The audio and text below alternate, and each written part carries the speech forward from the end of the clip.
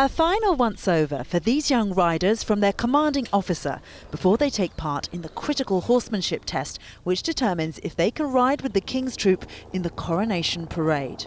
Some join King's Troop as keen riders, but that's not the case for all. They've come here not riding ever in their life to now being potentially on the coronation is one that is ridiculously big for them. So it's a hard goal to work towards, getting people that have never ridden before up to the standard of being on parade in front of the King. Some of the soldiers that you'll see pass out today would have started their training about a year ago. Most of them started about 6 months ago, but some of them, that's sort of a year in the making in terms of passing their courses, getting ready to ride on parade. And crikey, are they doing it just in time. And after the inspection, it's into the ring for what's known as the Advanced Mounted Gunner Pass-Out. It's the final stage of their assessment which will decide whether they can be part of the ceremonial. And it's been described as a bit like a driving test. So once you passed it, you don't need to do it again. But unfortunately, if they don't pass it this time, they won't be able to ride on the King's coronation. 19-year-old new recruit Tilly Grainger is one of the lucky ones to successfully complete her pass-out. It's such a privilege to especially arrive with having the King's coronation just around the corner. It's definitely something that I didn't think I'd be involved in, but here I am and I'm super excited for it. The King's Troop are known for their impressive gun salutes, which ring out from London's royal parks, marking great occasions of state. But for the coronation, they're doing something different. At the moment that the King is crowned within Westminster Abbey, there'll be an on-call gun salute. And then the King's Troop's got a very unique role. We will be firing what we call a 6-gun salvo. It's never been done before on parade. We will fire all 6 guns simultaneously on Horse Guards Parade. So there's one big bang and that's it. The salvo is the official signal the King has been crowned.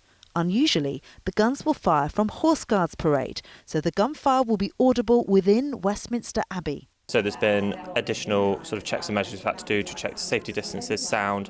Equally, the quadrangular nature of the parade means the sound's going to echo and boom, so we've had to pay special consideration to getting the horses away from the firing line and then bringing them back and all the sort of coordination that requires. On the day of the coronation, it's the commanding officer who must lead out King's Troop on their ride to Horse Guards. So I will be at the front leading the troop around. So it's really key for the gun teams to follow the line that I take and make sure that they stay central.